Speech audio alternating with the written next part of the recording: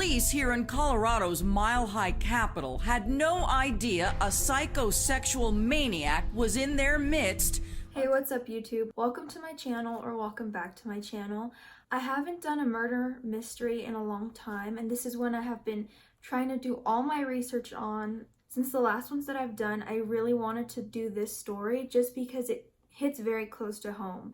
It's a murder and attempted murder that happened here in Colorado, where I'm from. The reason that this murder hits so close to home is because when I was in the 6th grade, I remember very vividly my English teacher, Mr. Taylor.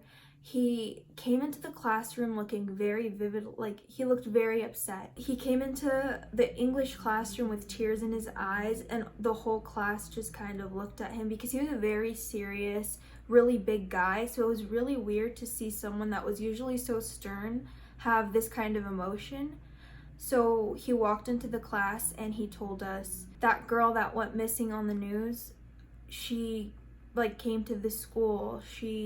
I taught her, she was one of my students, and now she went missing and she's probably dead. This is why you guys have to be safe out there. He just was really upset because he had taught her, and I couldn't believe that she had gone to the middle school that I had gone to. It was a K-8 called Y Edison, and I'll post a picture right here. I found this picture of her and it was taken outside of my school. So I just think that that was really crazy, and since I heard about what had happened in 6th grade, I was very intrigued to know what had happened, what came of her missing, because that's all I had heard. And I do remember it being a really big story in Denver, but I was in the 6th grade and I wasn't really that into murder mysteries yet.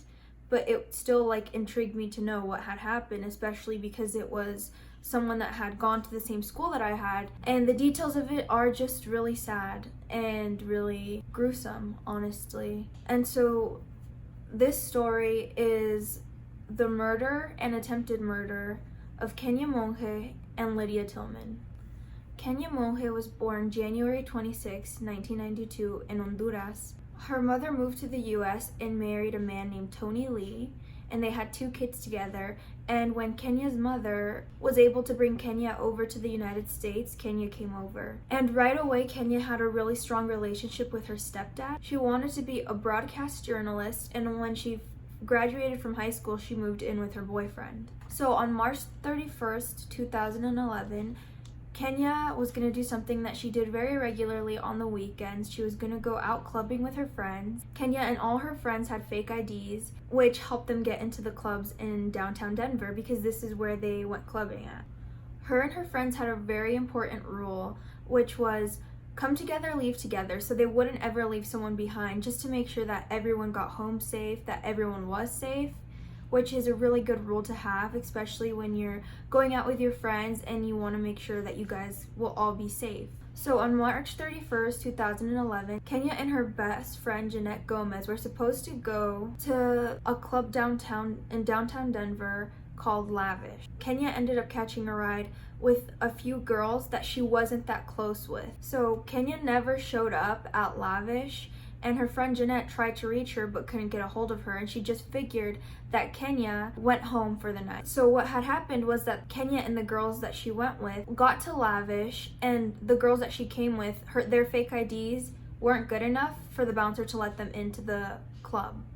So they decided to go to another club. So at this club, Kenia got belligerently drunk and she got kicked out of the club. And this wasn't normal for Kenia because, as you'll figure out as the story goes on, her friends that she was with there said that they all had the same amount and they were all they all felt good, they didn't feel like they were super belligerent or anything like that. And since Kenia had been pretty much going to the club most weekends, she could really handle her alcohol. So that part of the story doesn't add up, and some people think that maybe she got drugged at this bar, and that's why she was extremely intoxicated enough that she got kicked out of the club. And they kicked her out without her phone, her purse, her keys, or anything, which is really wrong that the club did that because they just left her to fend for herself. And I've never been to a club, but People have said that if you get kicked out of the club, the bouncers won't care and they won't let you get any of your stuff. And so when she got kicked out, those friends that she was with, they didn't have that same rule that her closer friends had, which was come together, leave together. Her friends decided to not go after her, which was a very wrong mistake on their part. On April 1st, her best friend and her boyfriend hadn't heard from Kenia yet. And she didn't make it home, so her boyfriend was getting a little bit concerned. So her boyfriend ended up calling Kenia's sister and asked if she had heard from her, and when she said no, her boyfriend told Kenia's sister that she should call her parents because she hadn't made it home. And so her parents, Maria and Tony, decided to file a missing persons report, but the police said that because it hadn't been 24 hours yet, that they would have to wait before they could put in the missing persons report. So later on that day, the girls that Kenia had gone to the club with brought her phone and her belongings that she had left at the club to her house, to her parents' house. Since the police weren't about to do anything yet about Kenia's disappearance, her dad decided to play detective and start going through her phone. Started going through the calls, nothing seemed out of the ordinary. He started going through the messages and nothing seemed out of the ordinary. But 7 p.m. April 1st, she got a message on her phone from an unknown number and it said, "Hey, this is Travis, the guy from the creepy white van," with a smiley face. And then it said, "Did you get home safe?" And so that was a red flag for her stepdad because she didn't have the number saved, and the fact that he said the creepy white van and he was the last person to pretty much talk to Kenia, it rose a lot of red flags for him. So her stepdad tried calling the number multiple times, texting the number, just trying to get a hold of who this person was. And Kenia's stepdad didn't hear back from the number until 8 p.m. the next day. This guy's name is Travis Forbes, and he's a 31-year-old entrepreneur in Denver, Colorado. And what he does is that he sells granola. He makes and sells granola. What this guy told her stepdad, that he found Kenia downtown, stumbling down the street, and he offered her a ride. And she took it. And she had asked if he could take her to the gas station because she wanted to buy cigarettes.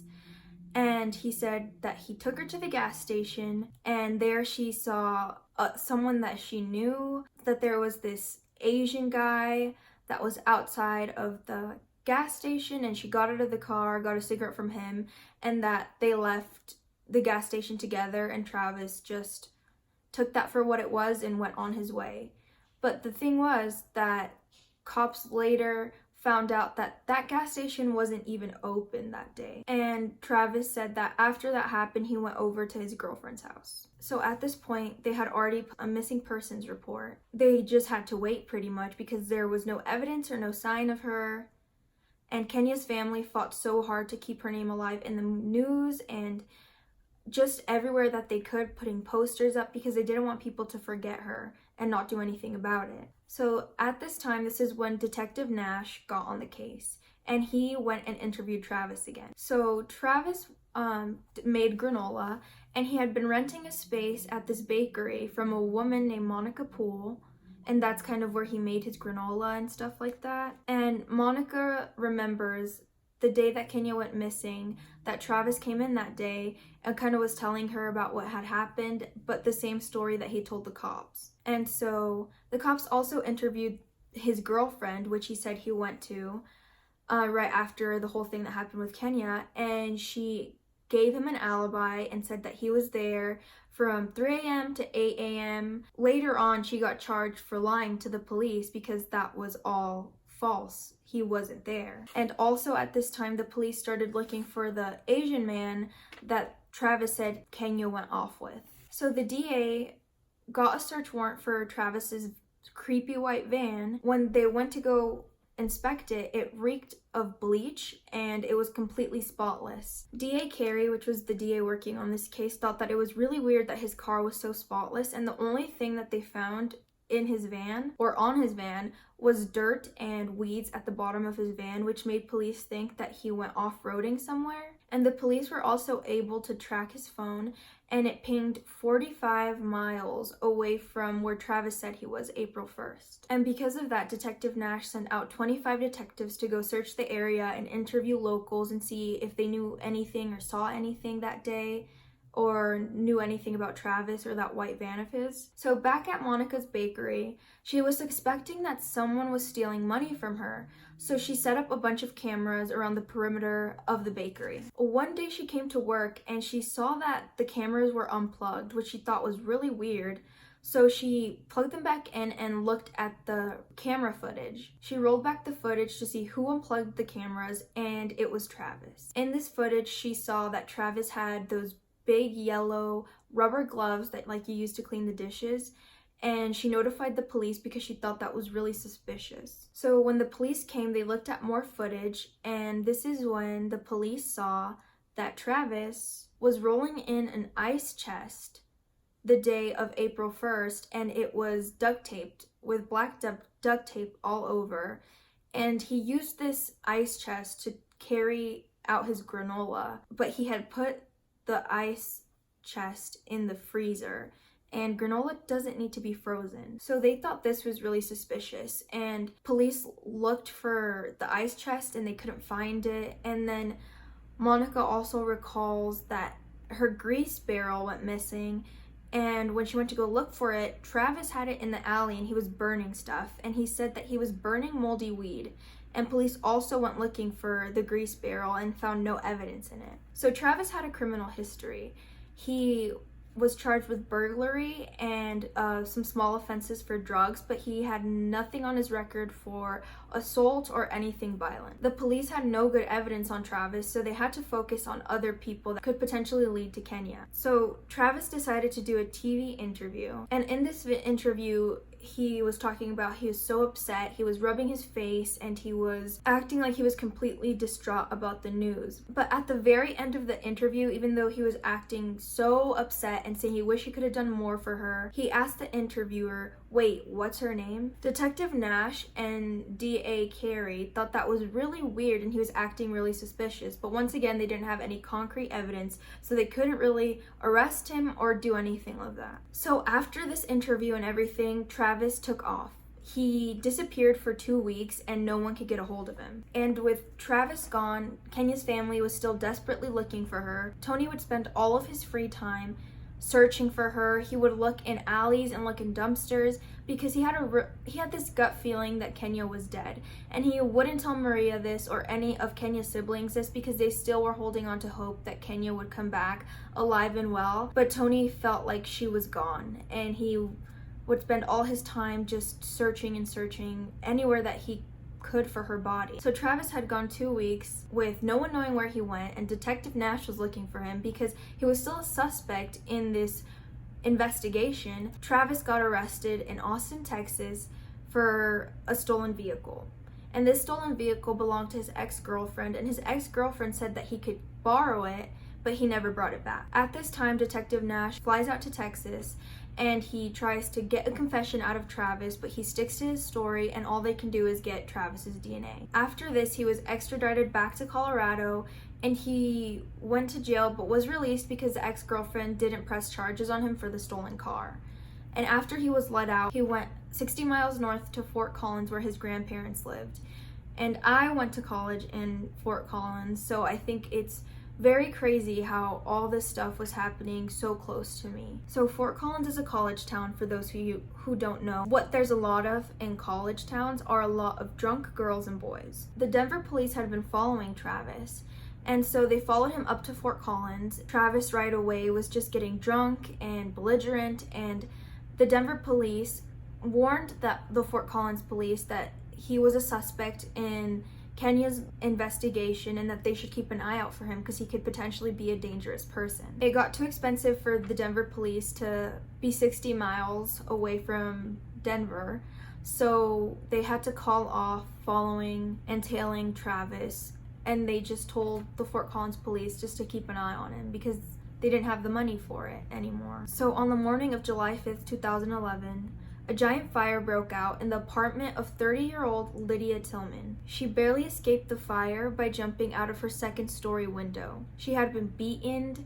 burned, raped, and doused with bleach and left for dead pretty much. When paramedics came after she jumped out the window, she was completely naked. Both of her eye sockets and her jaw were crushed, and paramedics said that her injuries were equivalent to someone who got in a high-speed car accident. As soon as the paramedics saw her, they asked if she knew who her assailant was, and all she could say was no, no, no, before she went into shock and had a stroke.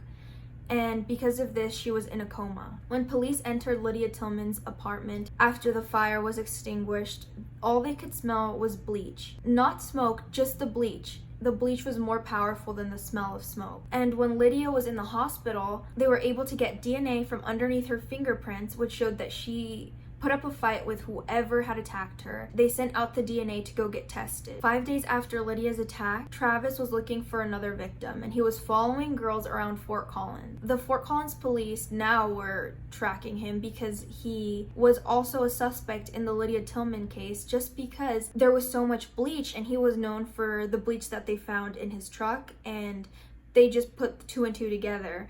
So they stopped him because the Fort Collins police saw that he was stalking girls, and when they stopped him, Travis gave them a wrong name, like he falsified his name, and they just let him go. But as soon as they let him go, he started following another girl again, and so they realized, if we don't stop this guy, there's gonna be another attempted murder on our hands. So they stopped him and arrested him for giving them a false name. Because giving police a false name is a misdemeanor, they couldn't hold him in jail for that long, like they had to hold him out in bond. The same day that his bond was paid for and he was about to get out was the same day that the DNA came in. And the DNA was a match for Travis's. The DNA that they found under Lydia Tillman's nails was Travis's. So Tony and Maria, Kenia's parents, heard the news, and they begged and begged if anyone knew Travis to please ask him where their daughter's body was. Tony called the police, I'm pretty sure the Fort Collins police, and asked them to please make a deal